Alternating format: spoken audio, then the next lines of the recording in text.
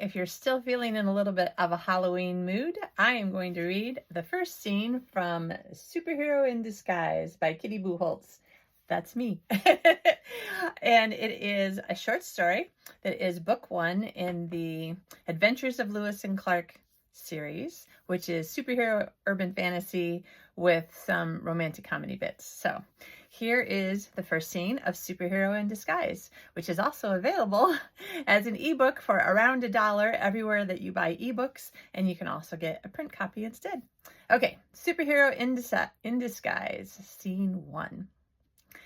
Finally, a place where I can be myself. No more hiding. Tori Lewis grinned as she and her sister Lexi dropped Tori's mattress on the floor. She put her hands on her hips and caught her breath. For only a double-sized mattress, that sucker was heavy, especially when they got it stuck in the doorway of her new house. A place all her own, even if it was only studio-sized. There was a time Tori would never have believed she'd have her own home. When she'd moved in with Lexi 3 years ago, she was sure that was how her life would end. Two old women bickering good-naturedly with each other in between visits from the nephew/son who adored them. No other men in sight. Yet here she was, totally psyched about her new digs. The first time she'd seen the place, the Hallelujah Chorus had sounded in her head. It was a tiny little building in the backyard of another house, a few blocks deeper into the not-so-great area of the city than where she and Lexi lived now. Peach stucco with white trim on the outside, peach and white paint on the inside. It was totally cute, without being girly girl. The main house, a 3-bedroom ranch, sat at the front on the street, and another little 1-bedroom house leaned up against the alley. Now that Tori had her own bathroom, count them two parking spaces in the trash-filled alley, and a little patch of actual green grass. Well, browning grass. Halloween in northern Michigan and no snow in the forecast. Awesome. Tori glanced out the rear window at the empty lot next door. Weeds the size of small trees and a dozen feral cats added a bit of Halloween spookiness, even though it was still daytime. A shiver tingled down her spine. Was she really going through with her plan, Operation Freedom, or was she just pretending? But a look through her front window showed a well-kept, if tiny, lawn with struggling rose bushes lining the sidewalk. The rose bushes were the reason Tori had signed the lease. If they could survive and thrive, so could she, right? Okay, so maybe they weren't thriving. They just needed some tender, loving care. She would nurture the roses, and somehow they would help her grow stronger too. She'd just have to mimic the front yard of her new home, not the backyard.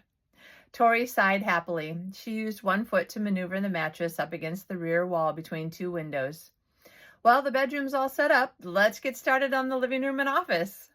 Lexi laughed with her and took in the entire house in one not-so-long glance. A 300-square-foot room, huh? It's not much. 343, Tori corrected her, and it's all mine. She threw her arm around Lexi. For the first time in 27 years, I don't have to share a bathroom. I don't even have to worry about the neighbors hearing the TV through the walls. It's a little house, not an apartment, and it's all mine. Tori squeezed her sister's shoulders to keep from clapping her hands, but the excitement came out through her feet and she bounced on her toes. Her face was going to hurt if she didn't stop grinning. Her plan was a good one. Well, if this is what you want, Lexi said with a shrug, I'm not going to rain on your parade. But Tori could feel her sister's disappointment. It gathered and ebbed in the air as Lexi tried to hold it in. It was a weird Lexi thing that no one could explain. Whenever she suffered a strong emotion, it radiated out. People nearby would begin to feel what Lexi felt, sometimes to a debilitating degree. It frightened their mother, Dixie. Their stepdad, who was really just dad, and younger siblings seemed more curious than frightened, but Dixie wouldn't allow anyone to talk about it. It was one of the elephants in the room at the family zoo. Tori had learned to push back against the overpowering billows of Lexi's emotions, and she did so now. Pretending her sister's feelings were behind a movable glass wall, Tori focused on pushing the wall away, giving herself some emotional space. Lexi's disappointment eased back, and Tori's excitement returned. She gave her sister another squeeze and kissed her cheek. Lexi could feel what Tori was feeling too. That was the counterbalance. Tori focused her enthusiasm until Lexi gave in. A warmer sensation flowed between them, and Tori felt her sister relax. Much as their parents loved them, both girls had always known there was only one person they could count on: each other. Tori was determined never to let her sister down. She grabbed Lexi's hand and dragged her back to the rented U-Haul in the alley. Today was the most exciting day of her life, and nothing was going to ruin it. One item at a time, they unloaded Tori's life. First came the computer desk Tori had bought at IKEA when she graduated from college and got her first real paycheck. Then came 2 bookcases, a TV stand, and an office chair. IKEA, Office Max. And the little studio was already crowded. "Are you sure about this?" Lexi asked, permanent worry lines etched across her forehead. "We haven't even brought in any boxes yet." Tori pushed against Lexi's anxiety. Her own fear could wait until the dark night brought strange noises. She tried not to think about how creepy it might be to sleep here alone for the first time on Halloween night. "I'll have my own bathroom," Tori reminded her. "No plastic potty, no Elmo bath toys. I can light candles and take a bath for more than 10 minutes. Lexi laughed. Okay, I get it. It's paradise." She started out the door, then paused and asked, "Can I take a bath here?" Tori chuckled as she pushed her sister through the doorway. "I'll give you a key." She couldn't remember ever feeling so good. Would she feel even better when she stole back other freedoms? Imagine, no more shrink, no more medications, no more thinking of herself as broken and in need of fixing. She couldn't quite wrap her head around what that might be like. For 22 years, Dr. Huntington had been an unwanted authority figure in her life. Weekly visits and innumerable pills hadn't given Dixie the normal daughter she wanted, nor Tori the reassurance of unconditional love from her mother. An incident at this year's annual Labor Day family reunion had pushed Tori for the last time, and she'd begun changing her life in secret. As she climbed up and down the 3 steps to her front door, bringing in box after box from the truck, Tori's insecurities rose and fell. Was this move a bad idea? She and Lexi had been doing so well living together. Lexi hadn't reverted to any of her old patterns, even early on when they were stressed about paying the rent and buying groceries. What if things took a turn for the worse and Lexi ended up back on the street, this time with her 2-year-old son, Ben? What would happen when Dixie found out that Tori had decided to stop going to the shrink? Would Tori's choices help her grow as a person or drive a wedge between her and the people she loved? The way she went from acting strong and courageous to scared witless and back again, maybe she should continue with counseling. Maybe she should have waited until Ben was in school before she moved out. That way, stop. Lexi came up behind Tori, her arms full of boxes. She dropped them against a wall and turned to Tori with that mother look she'd almost mastered.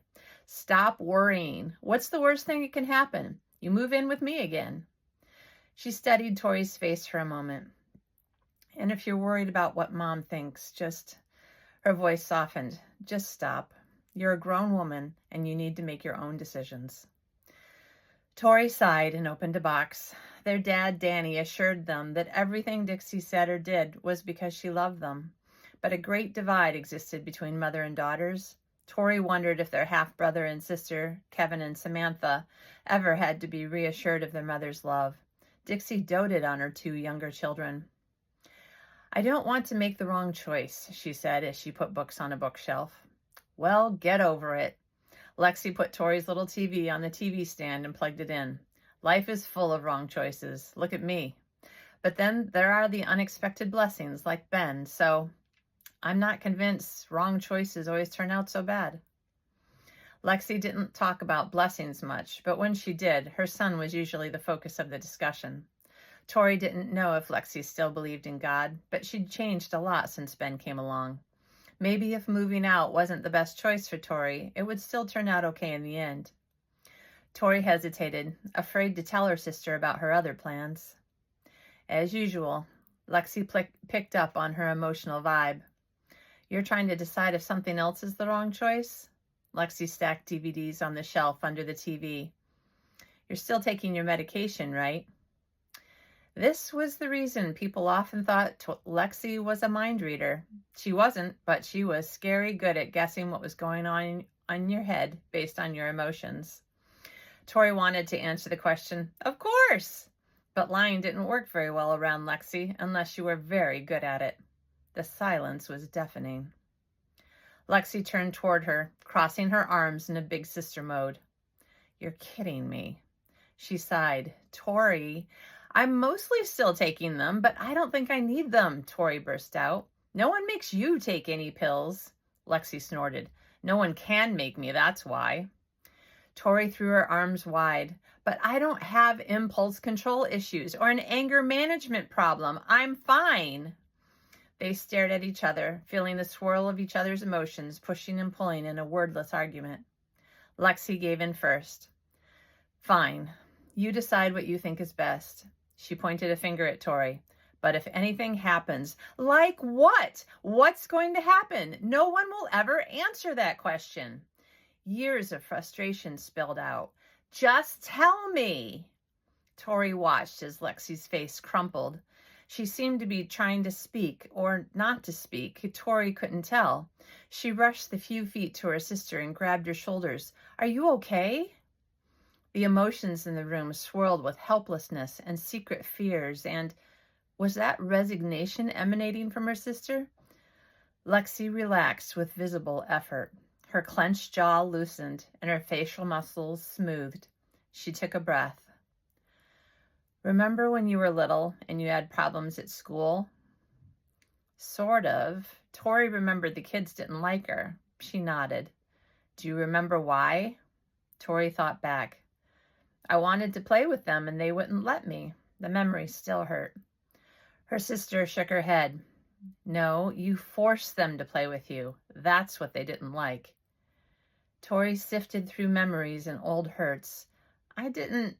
She was going to say, I didn't force them.